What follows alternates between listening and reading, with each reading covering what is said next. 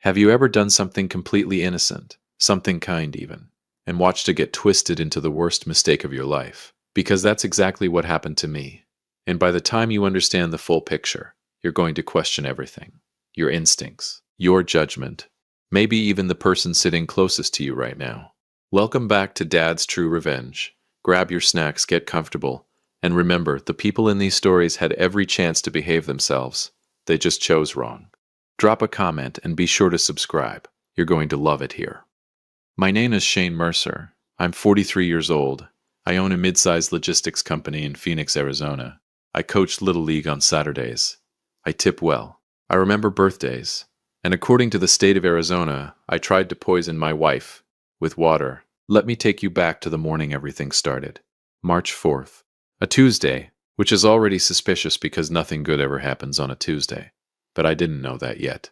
I woke up feeling like a man on top of the world. See, 3 months prior, I'd closed the biggest deal of my career. A merger that had taken 2 years, 4 law firms, and approximately 11,000 cups of coffee to pull off.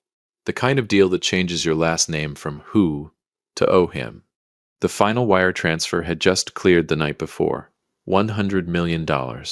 Let me say that again for the people in the back.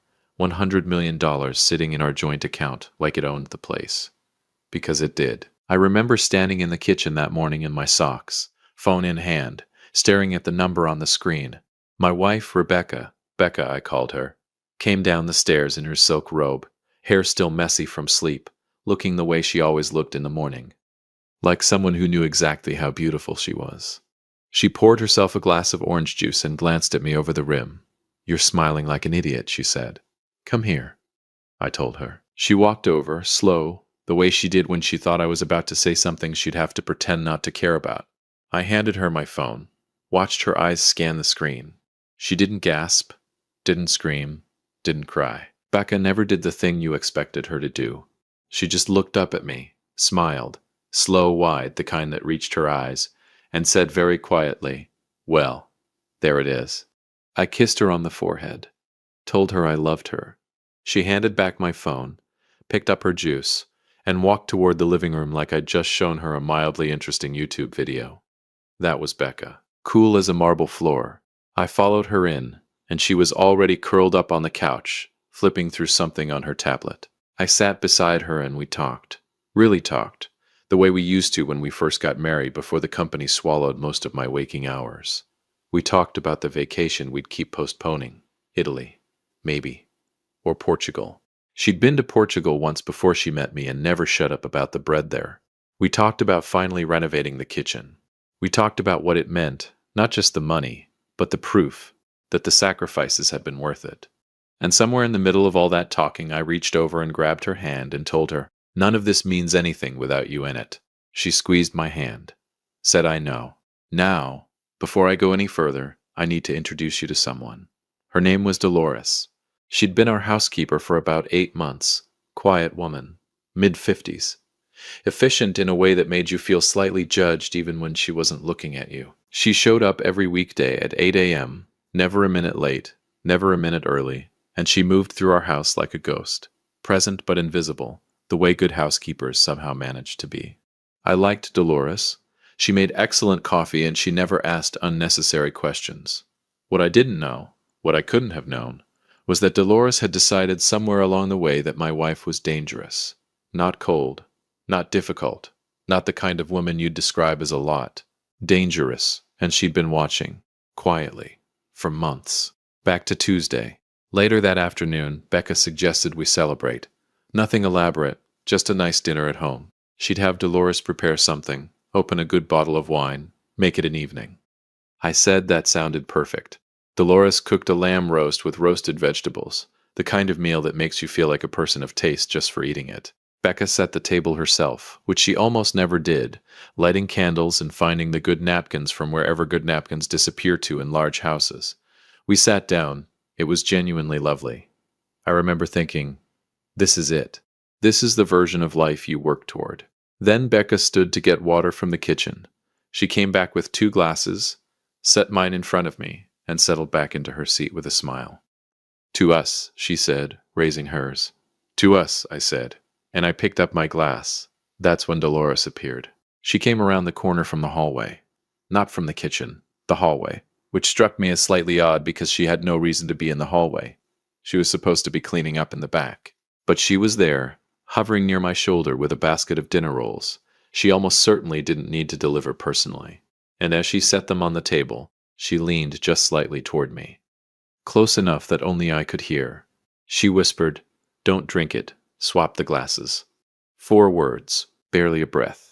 Then she straightened up, said "Enjoy your dinner" in her normal voice, and walked back toward the kitchen like she hadn't just detonated a bomb in the middle of my chest. I sat there. Becca was talking. Something about Portugal again, I think, or maybe the kitchen renovation. And her glass was already raised halfway to her lips before she got distracted by something on her phone. And I looked at my glass. I want you to understand something about that moment. I wasn't thinking clearly. I wasn't thinking at all. I was operating on pure instinct.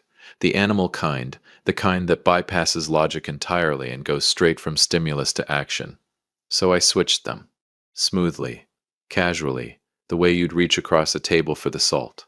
Becca didn't look up. She was laughing at something on her screen, showing it to me, and I leaned in to look, and just like that, her glass was at my place. My glass was at hers. Simple, done, harmless, I thought. We ate, we laughed, we talked about Italy again. I'd shifted to Italy by then, I wasn't feeling Portugal. And then Becca picked up the glass, my old glass, her new one, and took a long sip. I watched her. She swallowed, set the glass down, and then something shifted in her face. Not dramatically, not the way it happens in movies where someone clutches their throat and knocks the candles over. It was subtle.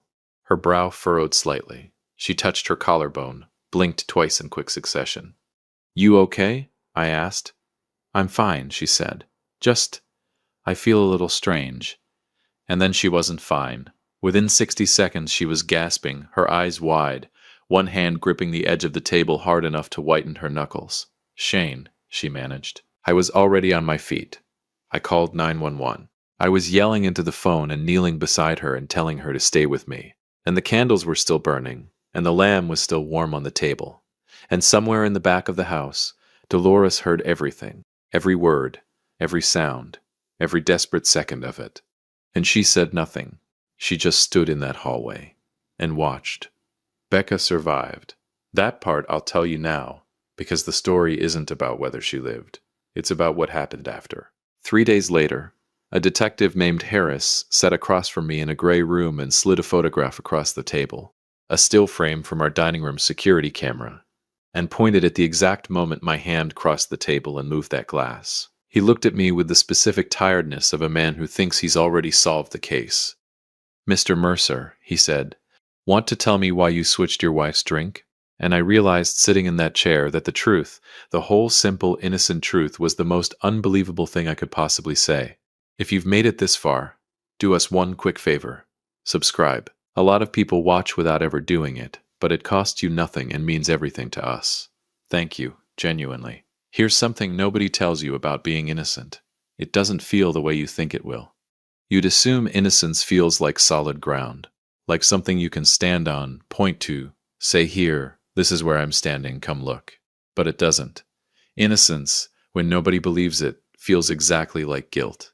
It has the same weight, the same temperature, the same way of making a room feel smaller than it actually is. I know that now. I learned it in a gray room on a Thursday morning, sitting across from a detective who'd already made up his mind before he finished his coffee. His full name was Detective Carl Harris. Broad shoulders, thinning hair, the kind of mustache that exists purely out of stubbornness. He had a yellow legal pad in front of him that he barely wrote on, which told me he wasn't gathering information. He was building a case. "Mr. Mercer," he said, sliding that photograph across the table for the second time, as if maybe I hadn't seen it clearly the first time. "Let's try this again." The photo was time-stamped, 7:42 p.m. You could see my hand, the glass, the exact arc of the movement. In still frame, with zero context, it looked like the most deliberate thing a person had ever done. "I switched the glasses," I said. "I already told you that." "You did." Harris nodded slowly, like a man who respected patience and had plenty of it. "What I'm still waiting on is a reason that makes sense. The housekeeper told me to." He wrote something on the pad, first thing he'd written since we sat down. Dolores Vega, he said. Yes, who, according to her own statement, was in the back of the house during dinner and didn't come into the dining room at any point during the meal. I felt the floor shift under me. Not dramatically, just slightly. The way it does before something collapses. That's not true, I said. She's pretty certain. Then she's lying. Harris leaned back in his chair and looked at me the way school teachers look at kids who've given an answer that's technically creative but fundamentally wrong. Mr. Mercer, your wife is in the hospital. The preliminary tox screen came back this morning. He paused just long enough to make sure I was paying attention. There was a sedative compound in her system, high concentration, the kind that doesn't get there by accident. The room went very quiet. That wasn't in the water, I said. My voice came out steadier than I felt. That had to have come from something else. The food, the wine, something. The food and wine both came back clean. Then I don't know how it got there, but I didn't put it there. But you switched the glasses, because Dolores told me to. Who says she wasn't in the room? He said it without a question mark, just laid it there on the table between us like a stone. And I had nothing. No other witness, no audio. Just a security camera that had caught my hand, and a housekeeper who had apparently decided sometime between Tuesday night and Thursday morning that none of it had happened. They let me go that afternoon. No arrest, not yet. But Harris shook my hand at the door, with the specific courtesy of a man who wants you to know the door isn't far. I drove home in a fog so thick I almost missed my own exit. The house felt different when I walked in, bigger somehow, emptier. The dining room table still had a faint ring where one of the wine glasses had sat, and I stood there staring at it for a full minute before I caught myself. I needed to think. More than that, I needed to find Dolores. I called her that evening, 4 times, straight to voicemail, each one. Her outgoing message was professional, clipped, the voice of a woman who did not invite small talk. You've reached Dolores, leave a message. I left one. Dolores, it's Shane Mercer. I need you to call me back tonight, please. Whatever you think is happening here, whatever reason you have for saying what you said to the police, I need you to talk to me first, please. I hung up and sat on the edge of my bed in the dark for a long time. Then I did the thing every rational adult does when they're running out of options. I started Googling. Now listen, I want you to stay with me here, because this is where the story stops being about a glass of water and starts being about something much stranger. I typed in her full name, Dolores Vega, Phoenix, Arizona. I wasn't expecting much, maybe a Facebook page or a LinkedIn profile that confirmed she was exactly who she said she was. What I found instead was a forum post. On a neighborhood watch website, the kind with the terrible early 2000s layout that makes you feel like you've traveled back in time. From about 11 months ago, posted anonymously. But the details were specific enough to make my stomach turn. The post described a woman, mid-50s, housekeeper, meticulous, quiet, who had apparently become convinced that her previous employer's wife was trying to harm him. The poster described months of the housekeeper making small comments, moving things around the house, watching the wife, creating what the poster called an atmosphere of paranoia in an otherwise normal home. The previous employer had eventually let her go, not because she'd done anything criminal, but because, in his words, and I'm paraphrasing here, she started to feel less like an employee and more like a security detail nobody had hired. The post didn't name her, but the timeline fit perfectly. She would have started working for us about 2 months after that family let her go. I read it 3 times. Then I sat back and asked myself the question I should have asked 8 months ago when she first walked through my door. What exactly do I know about Dolores Vega? The answer, I discovered over the next 24 hours, was almost nothing. The agency we'd hired her through, Prestige Home Staffing, very fancy name for what was essentially a website and a phone number, confirmed her employment history only as far back as 2 years. Before that, nothing. Her references were real people, but when I called both of them personally, one hadn't heard from her in years and seemed faintly surprised to learn she'd used them at all. The other number had been disconnected. I called my lawyer, a sharp woman named Patricia Cole who charged $400 an hour and was worth every cent. I told her everything, the whisper, the glass switch, Harris, the forum post, the references. She was quiet for a moment. Then she said, Shane, I need you to tell me something honestly. Okay, is there any reason your wife would want to hurt you? I almost laughed. No. You're sure? Patricia, I handed her $100 million 4 hours before this happened. Another pause. Right. Okay. I could hear her writing. Then we need to find out who Dolores Vega actually is, because right now she's the only other person in that house. She's contradicted your statement, and whatever she put in that water. Shane. Her voice dropped half a register. If she whispered to you not to drink it, what does that tell you? I opened my mouth, closed it. Because she was right. I'd been so consumed by the question of why Dolores lied to the police that I hadn't circled back to the first question, the one that should have been obvious from the start. If Dolores knew the water was dangerous, how did she know? I didn't sleep that night. Not really. I lay in the bed that felt too wide without Becca in it, and stared at the ceiling and turned that question over and over in my mind like a coin I couldn't stop flipping. How did she know? Option 1, she'd seen something. Witnessed Becca do something to the glass in the kitchen. But if that were true, why lie to the police? Why not just say that? Option 2, she'd been watching Becca for a long time, building a case in her own head, the way that forum post suggested she'd done before. And the compound in the water had nothing to do with Becca at all. It had come from somewhere else, someone else. A contamination nobody had yet explained. And Dolores had whispered to me based on suspicion alone. Or option 3, the one I didn't want to look at directly. Option 3 was that Dolores hadn't warned me because she'd seen something. She'd warned me because she knew something. Because she'd put it there herself. I was at the hospital the next morning by 7. Becca was sitting up in bed, pale but present.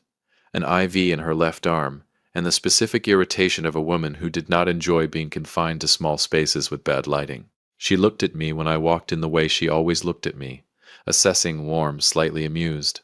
All at once. You look terrible, she said. You're in a hospital bed, I said. I don't think you're in a position to critique appearances. She almost smiled. Did they tell you what was in the water? A sedative.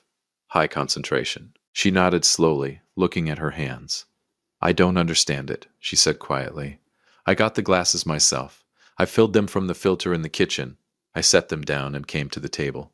She looked up at me. Shane, I don't understand how. I know, I said. I believe you. And I did. I want to be clear about that. Whatever else was happening, whatever tangled mess was unraveling around us, I looked at my wife in that hospital bed and I believed her completely, which meant there was only one other person. I was walking back to my car across the hospital parking lot, phone already in hand to call Patricia, when it rang first. Unknown number. I answered anyway. Silence for a moment. Then her voice. Quiet. Careful. The same voice that had leaned into my ear 4 nights ago and changed everything. Mr. Mercer, Dolores said. I think we need to meet. I stopped walking. Why did you lie to the police, Dolores? A pause. Because I panicked. About what? Another pause. Longer this time. And when she spoke again, her voice had changed. The professional composure was gone. What was underneath it was something I hadn't expected. She sounded afraid, because when I went back to the kitchen after dinner, she said slowly, I found something. Something that tells me this is much bigger than either of us understands. The parking lot felt very open suddenly, very exposed. What did you find? I asked. She said, not on the phone. In person. Tomorrow morning. And Mr. Mercer. She stopped, drew a breath. Come alone, and don't tell your wife. The call ended. I stood there in the Arizona sun, cars moving slowly past me, the world carrying on completely unbothered, and I had absolutely no idea who to trust anymore. If you've been listening for a while and want stories like this to keep coming, it really helps if you hit that like button and subscribe. 97% of people never do, but it's what keeps this whole thing running. So, thank you for real. Let me tell you something about the truth. People talk about it like it's this clean, noble thing, like it arrives wrapped in light, and the moment you find it, everything makes sense and justice prevails and somebody rolls credits. That is not how the truth works. The truth, in my experience, arrives messy, inconvenient, and occasionally sitting across from you in a corner booth at a Denny's off Route 17 at 7 in the morning, stirring creamer into bad coffee like she hasn't completely upended your entire life. That's where Dolores chose to meet. A Denny's. I'd been accused of poisoning my wife, and the woman at the center of it wanted to meet at a place that still served a Grand Slam breakfast. I almost respected it. I got there first, took the booth furthest from the door, back to the wall, facing the entrance, which I'd like to say was tactical, but mostly I just didn't want anyone sneaking up on me. I'd had enough of that for 1 week. She walked in at 7:02. Same Dolores, navy cardigan, sensible shoes, hair pulled back so severely it looked like a lifestyle choice. But something was different about her.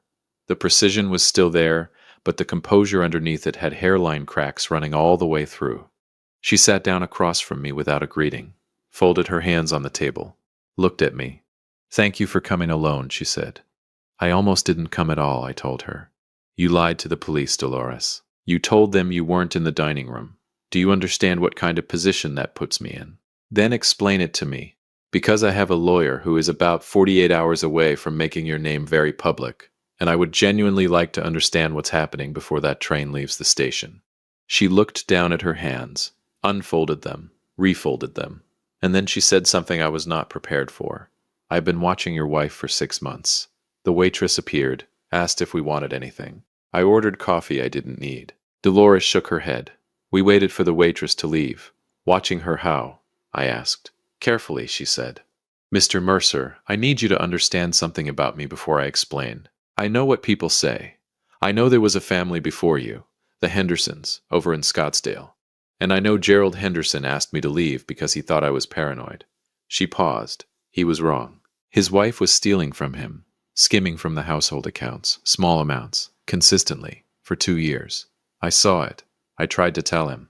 He didn't believe me and I left. Another pause. They divorced 14 months later. She took a significant settlement. I watched her face. She wasn't performing. She wasn't building toward anything theatrical. She was just laying out facts the way someone does when they've been carrying them alone for too long.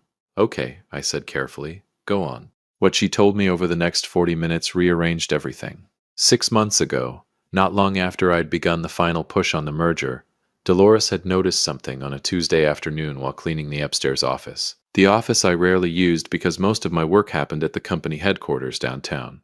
Becca used it occasionally. For personal admin, she'd told me once. Bills, correspondence, whatever. Dolores had found, tucked inside a hardcover book on the second shelf, the kind of hiding place that only works if nobody's thorough, a printed series of emails. She didn't take them, didn't photograph them. She was, she told me, with something close to pride, not a thief, but she read them, carefully, and what they contained was a correspondence between Becca and a man named, and she said this slowly, watching my face, Douglas Mercer. My younger brother, the one I hadn't spoken to in 4 years, the one who'd tried to contest our father's will, and lost, the one who blamed me specifically and loudly for a legal outcome I hadn't engineered, the one who had, at our last conversation, looked me in the eye at a funeral and said, "You'll regret this, Shane." I hadn't thought about Douglas in months. Apparently he'd been thinking about me. "What were the emails about?" I asked. My voice was very quiet. "A plan," Dolores said simply, "to contest your company's ownership structure. Your brother had apparently found a lawyer, someone in Chicago, who believed there was grounds to challenge the original partnership agreement from when your father helped fund the startup. Something about undisclosed terms." She looked at me steadily. "The merger would complicate that significantly. $100 million changes the math on any legal challenge." I sat back. "That's why Becca had them," I said. Not a question. I was just working through it out loud. She was building a case, researching, figuring out if Douglas had a real shot. "Or coordinating with him," Dolores said quietly. I looked at her. She held the look. "The last email in the sequence, Mr. Mercer. I've thought about it every day since I read it. Your brother wrote, and I'm telling you this as precisely as I can recall. He wrote that the cleanest solution would be if the merger never cleared at all. And beneath that, in your wife's handwriting, she'd annotated the printed copy. She'd written 2 words. She stopped. "What 2 words?" I asked. "I know. I want to pause right here, because I know what you're thinking. You're thinking, so Becca was in on it. Shane's wife and his brother were working together. The water was poisoned deliberately, and she was the one who did it. I thought the same thing for about 30 seconds. Then I thought about it for real. Becca was the one who drank the water. She hadn't known I'd switched the glasses. If she'd poisoned my glass, she would never have touched hers. She'd have had a reason to avoid it, a headache, a sudden distaste for water, something. But she picked it up without a second thought and drank it and ended up in a hospital bed. which meant either she had nothing to do with the compound in the water, or she was the greatest actress in the history of the American Southwest. So if Becca didn't put the sedative in the glass, I said slowly, and I obviously didn't. I looked at Dolores. She looked back at me. Dolores. I panicked, she said again, but her voice had changed. That's not an answer. A long silence. The Denny's hummed around us, plates clattering, somebody's kid complaining about eggs, classic American morning chaos. And in the middle of all of it, Dolores closed her eyes briefly and said, I put it in your glass. The room didn't change. The noise continued. The kid was still upset about the eggs. You put it in my glass, I repeated. A mild sedative, enough to make you feel unwell, enough to slow things down. Give me time to confront your wife about what I'd found. I wasn't trying to hurt you. I was trying to. She stopped, pressed her fingers against her lips. I had become convinced that something was going to happen to you, that with the merger closing, your brother and your wife were going to move against you legally, and I thought if I could just slow the evening down, talk to her myself. You put a sedative in my drink, I said again, still quiet. Still very calm, actually, which surprised me. And then you told me not to drink it. Because I changed my mind, she said, and her voice cracked on the last word. I sat in that hallway and I watched the two of you at that table, and you were laughing, and she looked at you like, and I thought, what am I doing? What have I done? So I warned you. I told you to switch them. I thought she'd just feel slightly drowsy. I didn't know she had a sensitivity. Her eyes were wet now, which was somehow the most unsettling thing I'd seen all week. I didn't know. I paid for the coffee I hadn't drunk. I drove to Patricia's office and sat across from her and told her everything. All of it. Douglas. The emails. Dolores. The sedative. The whole sprawling, ridiculous, impossible story. Patricia listened without interrupting, which was how I knew it was serious because Patricia always interrupted. When I finished, she set down her pen and said, okay, here's where we are. She laid it out with the clean efficiency of someone who'd untangled worse. Dolores had administered the compound. That was criminal. She would need her own lawyer. That was a separate matter. But her testimony about the emails combined with a formal discovery process targeting Becca's correspondence with Douglas would dismantle any suggestion that I'd acted with intent. The security footage showed a glass switch. Yes. It also showed a housekeeper leaning in to whisper something, which Dolores had lied about, which Patricia intended to make very loud, very fast. And Douglas? I asked. Depends what's in those emails. She looked at me over her glasses. But conspiring to destabilize a business merger based on a fraudulent challenge to a partnership agreement, with documented coordination, is the kind of thing that makes lawyers in Chicago very suddenly unavailable. And Becca? Patricia was quiet for a moment. That, she said carefully, is a question only you can answer. The emails show she knew about Douglas's intentions, whether she was researching them to protect you or exploring them to hurt you. She paused. There's no crime in knowing something, Shane. Not yet. I went to the hospital that afternoon. Becca was better, color back in her face, IV out, sitting up and eating what appeared to be the world's saddest cup of Jell-O, with the expression of a woman keeping her complaints internal. She looked up when I came in. I sat down, didn't say anything for a moment, just looked at her. Douglas has been contacting you, I said. She didn't flinch, didn't look away. She set down the Jell-O and folded her hands in her lap and said, yes. How long? And the emails? A pause. You went through my things. The housekeeper did. Long story. Becca, what does I know mean? At the bottom of his last email, his suggestion that the merger shouldn't clear, you wrote, I know next to it. She looked at me for a long moment, and then, in the quiet voice she used when she was being completely, uncomplicatedly honest, the voice I'd somehow forgotten she had, she said, it means I knew what he was doing. I was documenting it, Shane. I was building a file. I was going to take it to Patricia when the merger closed and the timing was right. Her jaw tightened slightly. He's your brother. I didn't want to bring it to you until I had everything. I didn't want you to have to deal with it in the middle of the biggest deal of your career. The room was very quiet. You were protecting me, I said. I've been protecting you for 11 years, she said. Did you really think I was going to stop now? I'm not going to tell you everything is resolved cleanly. That's not the story. Dolores was charged with administering a noxious substance. Her lawyer negotiated it down. Eventual probation. No prison time. She testified fully, and she told the truth, and I believe she genuinely thought she was protecting me in her own broken, misguided way. I don't entirely understand it, but I've stopped needing to. Douglas's legal challenge collapsed before it was formally filed.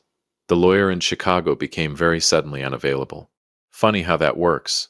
Detective Harris called me 3 weeks later to inform me that I was no longer a person of interest. He said it with the specific tone of a man who was not going to apologize, but wanted me to know he'd updated his opinion.